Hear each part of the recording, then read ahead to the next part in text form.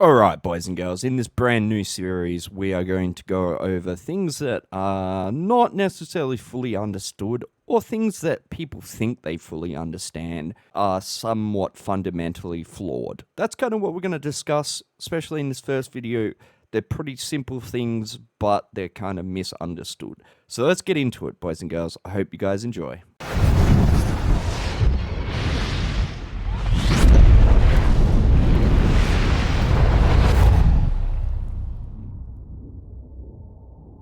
First up on the chopping block is weapon damage versus max stam, and I want to show you guys why it is not great to always go off what people say to you, and even if there's 6 people telling you one thing in guild chat, not to always take it as face value. Question things and that, because unfortunately there is a lot of misinformation in ESO, and that's what this whole thing is about, is clearing up some of this misinformation and, making it easier for people to understand. Weapon damage versus stam. If you go in your guilds right now and ask them what the difference is, what the conversion is, most people are going to tell you it's 1000 stam to 100 weapon damage. That's what they're going to say the conversion is. Some will say 1000 stam to 110 weapon damage. In the first test we're going to do, we're going to kind of meet in the middle there with an increase to our weapon damage of 238 and our stam increase by 2331. So just over 100 weapon damage to 1000 stamina. Let's see. Alright, we've got a 4.4% increase over baseline for our stam and 4.8% for our weapon damage. Straight off the bat, we can see that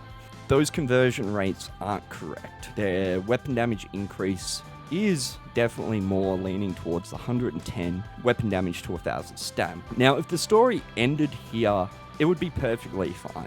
1000 to 1 is close enough to, not cause any problems fundamentally in a build. It's easy enough for people to remember in their heads and just, easily convert. But the story doesn't end there because, it's an MMO and it's a complicated game with buffs and all that kind of stuff. Unfortunately, a lot of people in this game have a fascination with unbuffed stats, and they worry about unbuffed stats when at the end of the day, they do not matter. Unbuffed stats do not matter. Your buffed stats matter. In my build videos, I get questions about this all the time. Like, why aren't you showing your unbuffed stats? Why do you only show your buff stats?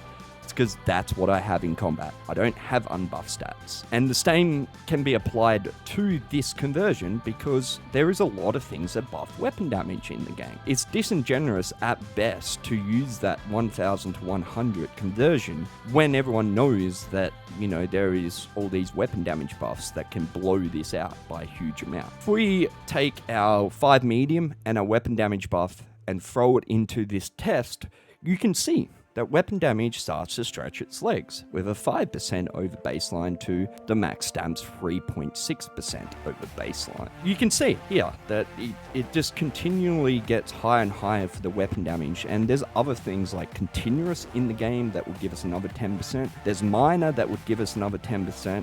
We could also run 7 medium, which would give us another 4%. What does all this mean? Johnny, what is the conversion? What should we be thinking when we compare these two? And what I would say is, if you're giving up any more than 60 weapon damage for a 1000 stam, don't do it. It's simple. If you're giving up, say, 100 weapon damage for 1000 stam, don't do it. If you're giving up 80 weapon damage for 1000 stam, don't do it. So is that clear?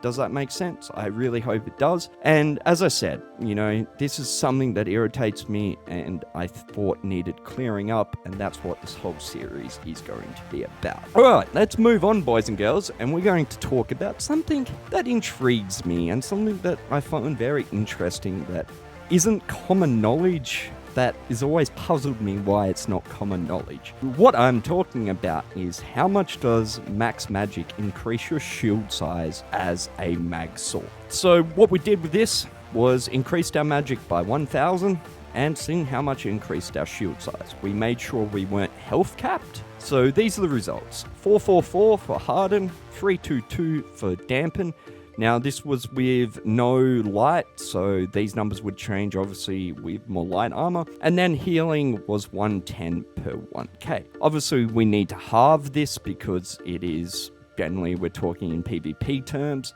So our harden was 222, our dampen 161, and our healing was 55. I found this pretty intriguing because I even asked a few Magsork mains that have been playing Magsork for years and years, and they didn't know.